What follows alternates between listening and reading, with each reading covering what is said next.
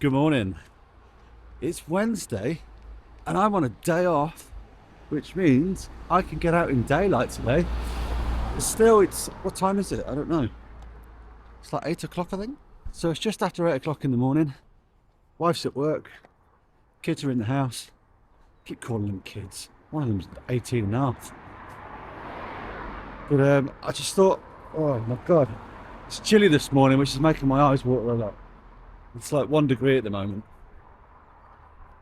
So I've got what's meant to be a 6-kilometre run to do, and I think I'm probably going to go just a little bit further than that.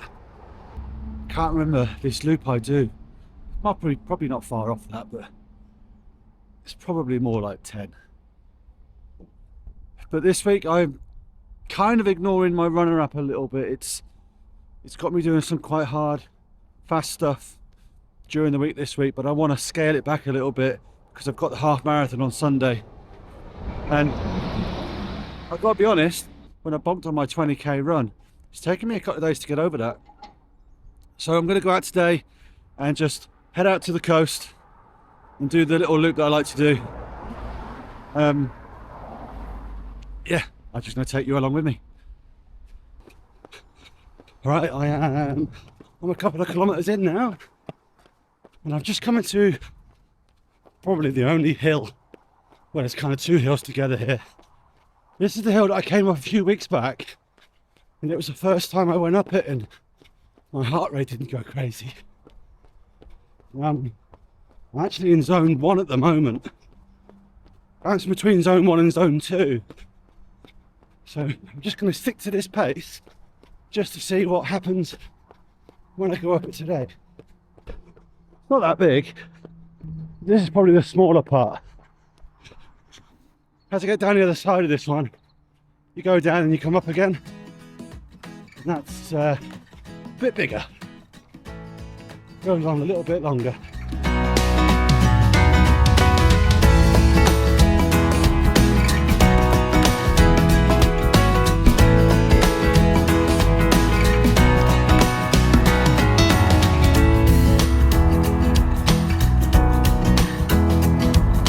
Okay, that's the first one, and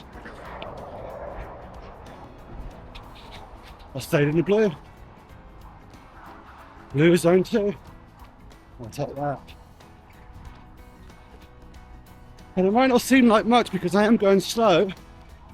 I'm doing probably around 7 minutes per kilometre at the minute. But still, even at that pace, normally I'd go up to at least zone 3.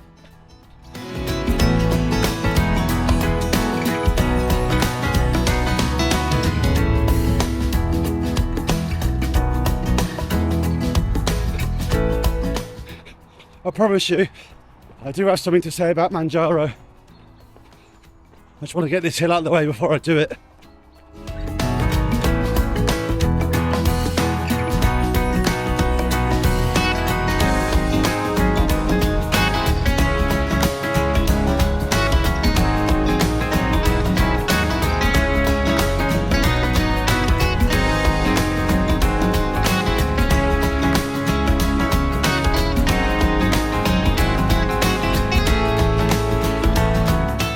One of the things I really wanted to talk about briefly today was knowing when to go up in dose with your Manjaro. And I'm really bringing it up because it does seem to be people seem to have quite strong opinions on this, and which seems a bit strange to me in a way. So I just thought I'd chuck in my 2 pennies and let you know how I make my decision when I go up a dose. Because I think everyone's got different reasons for doing it. Some will follow exactly the manufacturer's recommendation, which is to go up after every pen, get yourself onto that 15 and maintain it. But of course you're allowed to control the speed that you do that yourself. I think the first thing to note is that Manjaro, or pretty much, or any weight loss injection, is very much an individual, personal thing. It's entirely up to you what you do, when you do it, and how you do it. And anything I say here is not me advising you what to do, but simply sharing my experience. So when you might have somebody tell you, oh, I think you should go up a dose now, or don't think you should go up a dose now, take that all with a pinch of salt and make your own mind up. And largely that's because we're all so different. And everybody reacts to different dosages in different ways. I was lucky that the 2.5 milligrams started working for me very quickly. But I would also argue that I've been a little bit unlucky in a way, because I actually wanted to stay on as low a dose as possible for as long as I could. And after 16 weeks, I was on 10 milligrams, which is still okay, but I did want to try and stay on a lower dose for longer. So it just shows that there's no rule book for this. Everybody's different. I mean, I see on the forums that there's a lot of people that are not feeling the effects till they get to the 10 milligrams. You know, they're going through the 2.5, 5, the 7.5, and nothing. No weight loss, no suppression, food noise is still there. They're the guys I feel bad for. But that really, again, just highlights nobody's the same. I'm sure most of you have seen people like Mark Lewis, who have been quite open on YouTube and sharing that he's been using Manjaro. He stopped now, and I don't believe he actually went above the 2.5 milligrams. For him, that was plenty, which is great, right?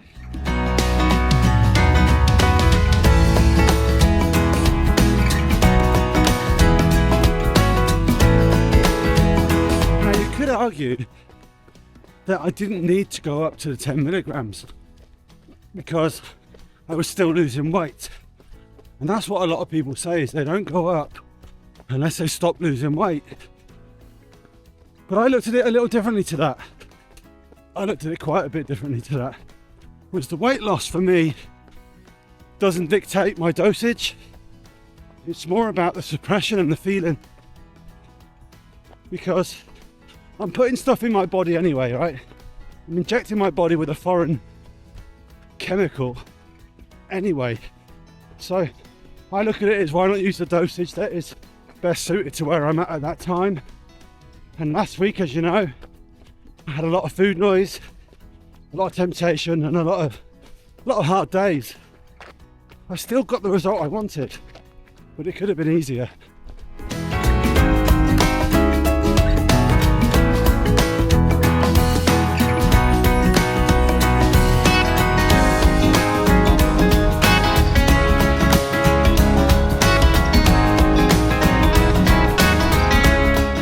And this is why I come this way. Nice, lovely Camas Beach. I do love it down here. So the way I look at it is, I'm putting this chemical in my body anyway, and we also have to consider the cost of it. Now, some will argue that Manjaro is expensive. Some will argue that it's not. I kind of sit in the middle somewhere. But more so, I look at it as in, regardless to what I'm paying for it, it's being paid for. So for me, that means I need to make the best use of it while I've got it. And yep, the cost does go up as you go up through the doses, but it's not huge amounts really. Well, I don't feel like it's too big a jump. It may be sort of £20 or so, which I guess when you look at the 2.5 to the 15, then yeah, there's quite a difference. So the way I look at that is, if I'm paying for this stuff and I want it to do a job for me, and it's only doing a good job for, let's say, 3 or 4 days a week, that's 3 or 4 days a week that it's not doing a good job. So I would sooner go up a dose, get more bang for my buck, and get the 7 days worth out of it. Because what might happen, I might get to the 15, and you might find that the 15 starts wearing off and you're going through the same experience you were going through all the other doses, which in my head means I could end up being on it for longer. Ultimately, my aim is to get to target weight and come off the medication and hope that I can figure that bit out.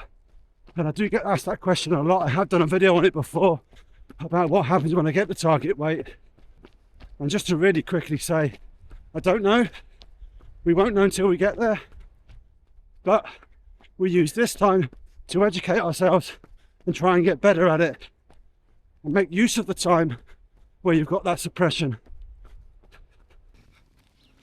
I'm now 7Ks into my run and it's raining. A few more Ks to go. I think this is about 11K altogether, this one. So hopefully that gives you some sort of insight into my decision making when it comes to going up my dose. And I'd really be interested to see how you decide. So leave a comment down below on what your sort of rules are for going up. And this rain is really closing in now, and it is so cold. It's coming down like ice drops. Not quite frozen, but it's not far off it. Right, and that brings me to the end of today's run. I'm going to hit 11 kilometers, but I'll stick it on the screen now so you can see what I've done. So a good run, nice and chilled. Shame about the weather in the second half, but you know, if it ain't raining, it ain't training. But hopefully that gives you a little insight into my decision making around Manjaro and when to go up to the next dose. I'm going to get myself in now, showered and changed, on with my day, because even though it's a day off, it's still a busy day for me. I've got to paint my daughter's bedroom today. Rock and roll. Wherever you are and whatever you're doing, I hope you're having fun and stick with it. Keep it positive. I'll speak to you soon.